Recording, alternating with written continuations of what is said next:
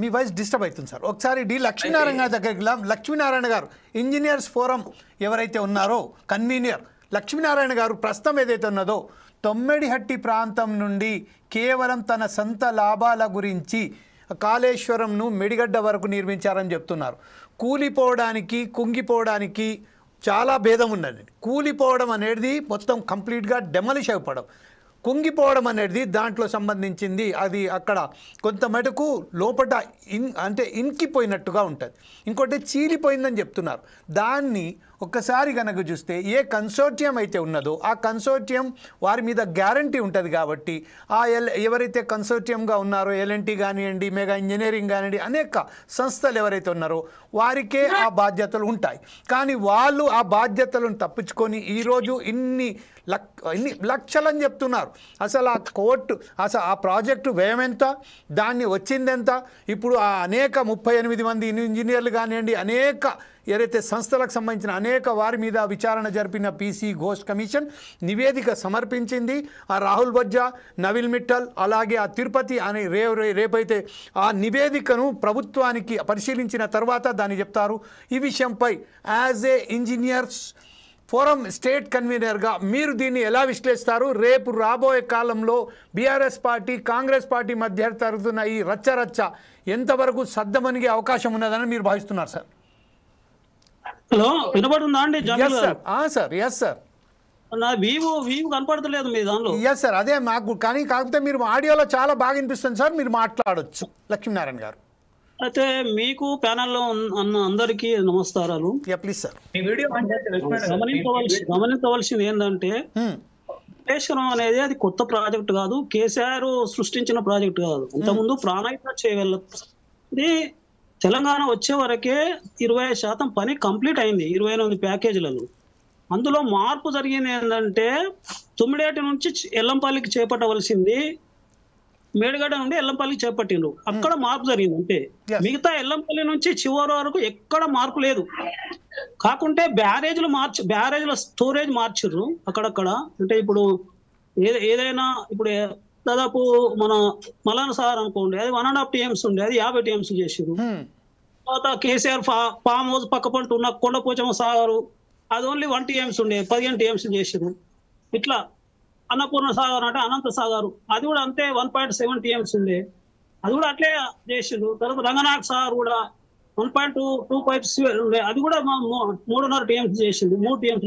ఇట్లా బ్యారేజ్ల స్తోమత మార్చిర్రు, అంటే బ్యారేజ్ల కెపాసిటీ మార్చిండ్రు. కానీ లైన్ మాత్రం అదే, వెల్లంపల్లి టు చివరి వరకు కొండపోచమ్మ సాగరు, దాన్ని పాములపర్తి అందరూ పాములపర్తి కొండపోచమ్మ సాగరు పేరు పెట్టిండ్రు.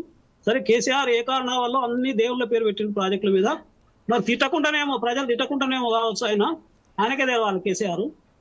ఇక్కడ మనం గమనించవలసింది ఏంటంటే ఒక ప్రాజెక్టు స్టార్ట్ అయింది, ఒక గత ప్రభుత్వంలో అంటే తెలంగాణ రాకముందు స్టార్ట్ అయిన ప్రాజెక్టు, దాన్ని ఏ మార్పు లేకుండా కంప్లీట్ చేసినట్టుంటే మనకు ఈ రోజు అది స్టేట్ బడ్జెట్ ఇచ్చిన గణాంకాల ప్రకారమే 34,000 కోట్లు బుక్ అయిందండి ఎక్స్పెండిచర్ కాళేశ్వరం మీద. అయితే అది తెలంగాణ వచ్చే నాటికే 28,000 కోట్లతో కంప్లీట్ అయ్యేది ఉండే, రీడిజైన్ చేయకుంటే. కానీ 96,000 94,000 సరే 1,02,000 కోట్లలో స్టేట్ బడ్జెట్ 34,000 కోట్లు, మిగతాది అప్పులు 70,000 కోట్లు అప్పులు తీసుకురావడం జరిగింది. అప్పుల కింద ఇప్పుడు ఎంత ఇంట్రెస్ట్లు కడుతున్నారు, ఏం చేస్తున్నారు అనేది తెలుసుకోవాలి. ఎందుకొరకంటే ఇది అనవసరమే కదా, అప్పులు మళ్ళీ తీసుకురావాల్సింది, అప్పులు తీసుకొచ్చి ఇంట్రెస్ట్లు కట్టడం, నెలకు 6-7 కోట్లు ఇంట్రెస్ట్ కట్టడం, 13 ఏళ్ళు దాన్ని తీర్పడం అంటే స్టేట్ మీద ఎంత భారం పడుతుంది. ఒకవేళ మార్పు చేస్తే ఏం జరిగింది, మార్పు అనేది కూడా సాధించాలి. రీడిజైన్ చేయడం వల్ల ఎంత ఆయకట్టు ఎక్కువ వచ్చింది. కేవలం 14,40,000 అయితే ఇక ఇది రిటైన్ చేసిన తర్వాత 18,25,700 ఎకరాలు, అంటే ఖాళీ 2,000 ఎకరాలు 2,00,000 ఎకరాలు కూడా కాదు, మార్పు జరగలేదు, సాగులో తేడా లేదు.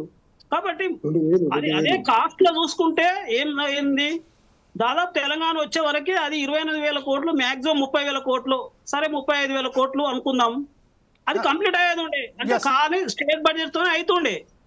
ఇది తెచ్చి ఇప్పుడు కంప్లీట్ చేసి 94,000 కోట్లు 96,000 కోట్లు అనుకున్న దానిలో స్టేట్ బడ్జెట్ గణాంకాలు 34,000 కోట్లు ఉన్నాయి. అంటే స్టేట్ ఎకానమీతో కంప్లీట్ అవుతుండే, అప్పులు చేయవలసిన పని లేకుండే కదా. ఆయన రీడిజైన్ చేసి అనవసరంగా కెపాసిటీలు పెంచడం జరిగింది, రిజర్వాయర్ స్టోరేజ్. మల్లన్న సార్లో 14 గ్రామాలను ముంచడం జరిగింది. ఆల్రెడీ నేను సుప్రీంకోర్టులో కేసు వేసిన, ఒక 10 TMS సరిపోతాయి, ఇప్పుడు 10 TMS మించి ఆపుతలేరు మల్లన్న సార్లు. అప్పుడు ఇక ఆయన దౌర్జన్యంగా మెదిలిండి కేసీఆర్. చెప్పాలంటే అక్కడ లాఠీ చార్జ్ చేసిన పోలీసులతోని అక్కడ 960 రోజులు ధర్నాలు చేసిరు వేములగట్లు. అవన్నీ ఎట్లుందంటే అంత నిర్దాక్షిణ్యంగా ప్రాజెక్టులను ఆ విధంగా స్టోరేజ్లు పెంచడం ఉంది. ప్రాజెక్టుల మీద, లిఫ్ట్ ఇరిగేషన్ మీద స్టోరేజ్లు అనవసరం అండి. ఎందుకంటే స్టోరేజ్ స్టోరేజ్లకు నీళ్లు స్టోర్ చేస్తామా, ఆయకట్టుకు సాగుకిస్తామా అనేది క్వశ్చన్ వస్తుంది. కాబట్టి ఆ వర్షాకాలంలో 4 నెలల్లో రివర్లో దొరికే వాటర్ను మనం లిఫ్ట్ చేస్తాం. ఆ 4 నెలల్లో లిఫ్ట్ చేసిన దానిలో స్టోరేజ్కి లిఫ్ట్ చేస్తే మరి సాగుకి ఎట్టిస్తాము? General concept of lift irrigation ఏంటంటే లిఫ్ట్ చేయాలి, రివర్ నుంచి 5,500 పొలాలకు నీళ్ళు ఇవ్వాలని ఉంటుంది concept of lift irrigation. Concept of lift irrigation storages కాదు. అని ఆయన ఏం చేసిందంటే అనవసరంగా అక్కడ తుమ్మిడాటి నుంచి మేడిగడ్డకు షిఫ్ట్ చేసి అది చివరికి తిప్పిపోతల పథకం అయింది. ఎట్లా తిప్పిపోత పథకం అయిందంటే, సరే 2016 మే 2 నాడు స్టార్ట్ చేయడం కాళేశ్వరము స్టార్ట్ చేసి కంప్లీట్ చేయడంలో కాళేశ్వరం ఎప్పుడంటే జూన్ నాడు ఇనాగరేషన్.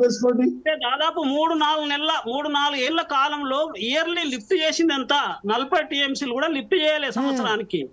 ఆల్టుగెదర్ 162 TMCలు లిఫ్ట్ చేయడం జరిగింది. అందులో ఏమైందంటే 62 TMCలు రిటర్న్ వెళ్ళిపోయినాయి. ఎట్లా రిటర్న్ వెళ్ళిపోయినాయంటే, ఇక్కడికి మేడిగడ్డ నుంచి అన్నారం సుందిలకు ఎల్లంపల్లికి నీళ్ళు ఇచ్చే వరకు ఎల్లంపల్లి నుంచి కడవ రివర్ వచ్చేసి వెనకకి వెళ్ళిపోతున్నాయి. తిప్పిపోతల పథకమైంది.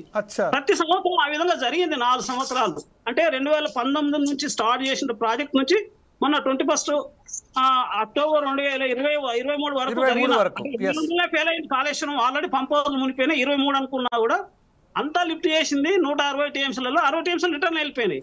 ఇక్కడ గమనించవలసింది ఏంటంటే, మేడిగడ్డ నుంచి ఎల్లంపల్లికి నీళ్లు తీసుకురావడానికి 1 TMCకి 6 కోట్లు ఖర్చు వస్తుంది. 5,70,00,000 6 కోట్లు ఖర్చు వస్తుంది. ఇక్కడ వేస్ట్ అయ్యింది. అనేక సార్లు ఇదివరకు నేను చెప్పిన అంటే కాలం మీద నీళ్ళను తల మీద తీసుకొచ్చినట్టు ఉన్నది, అంతే, ఏం లేదు. కాలం మీద తీసుకొచ్చి కాలం నుంచి తలకు ఎక్కించినట్టే ఉంది మేడిగడ్డ టు ఎల్లంపల్లి. ఇదే విధంగా వృధా ఖర్చులు బాగా జరిగినాయి. నా దగ్గర గణాంకాలు 20,000 కోట్లు వృధా చేసిండు. ఇదే విషయంపై లక్ష్మీనారాయణ గారు ఒక్క విషయం, పావని గౌడ్ గారు మీతో డైరెక్ట్ గా ఏదో మాట్లాడాల్సింది. లక్ష్మీనారాయణ గారు చెప్పాలంటే మళ్ళా ఇంకో లక్ష్మీనారాయణ గారు నా మాట వినబడుతుందా అండి? తొందర నీళ్ళు రావాలని మల్లన్ సార్ టు కొంచెం సార్ తొందర రావాలని పైప్ లైన్ ప్రపోజ్ చేస్తున్నాడు. వల్ల 1,500 కోట్లు అదనంగా ఖర్చు వచ్చేసింది. తెలుసుకోవాలి మనం. ఇలాంటి తప్పులు చాలా చేయడం జరిగింది. ఇవి నేను గణాంకాలే చెప్తున్నా, రికార్డు చెప్తున్నా. ఇదేం నేను చెప్పడం లేదు. ఎందుకు చేయాల్సి వచ్చింది? పైప్ లైన్ ద్వారా ఎందుకు తీసుకురావాల్సి వచ్చింది? అదే ఓపెన్ కెనాల్ ద్వారా తీసుకురావచ్చు కొండపోచం సార్ కు. లేదు, పైప్ లైన్ పెట్టిండు మల్లన్ సార్ నుంచి కొండపోచం సార్ కు. 1,500 కోట్లు ఖర్చు అదనంగా వృధా చేయడం జరిగింది. చాలా వృధా చేసిన కార్యక్రమాలు. మల్లన్ సార్ లో తొందర నీళ్ళు కావాలని డైవర్షన్ కెనాల్ తీసుకొచ్చిండు. దానికో 55,000 కోట్లు ఖర్చు పెట్టిండు. అది వృధా అయిపోయింది. నిండితే మల్లన్న సార్ అయిపోతే అది వృధా అయిపోయింది. ఇలాంటి దాని మీద ఇంకోటి ఆల్రెడీ తుమ్మిడేటి నుంచి ఎల్లంపల్లి వరకు 1,870 కోట్లు ఖర్చు చేసిండండి. 2,000 కోట్లు ఖర్చు చేసిండు. అది వృధా అయిపోయింది కదా. 71 కిలోమీటర్లు తవ్విండ్రు. అది వృధా అయిపోయింది కదా. మరి ఇవన్నీ పరిగణనలోకి తీసుకోవాలి కదా. తీసుకొని రీడిజైన్ చేయాలి. రీడిజైన్ ఆయన ఏం లేదు, ఆయన చెప్పిందే వేదం. ఆయననే చీఫ్ ఇంజనీర్, ఆయనే చీఫ్ మినిస్టర్. ఎవరు ఇంజనీర్లు ఎదురు చెప్పేవాళ్ళు లేరు ఆ టైంలో. ఎవరు చెప్పని లక్ష్మీనారాయణ గారు ఇప్పుడు పావని గౌడ్ గారు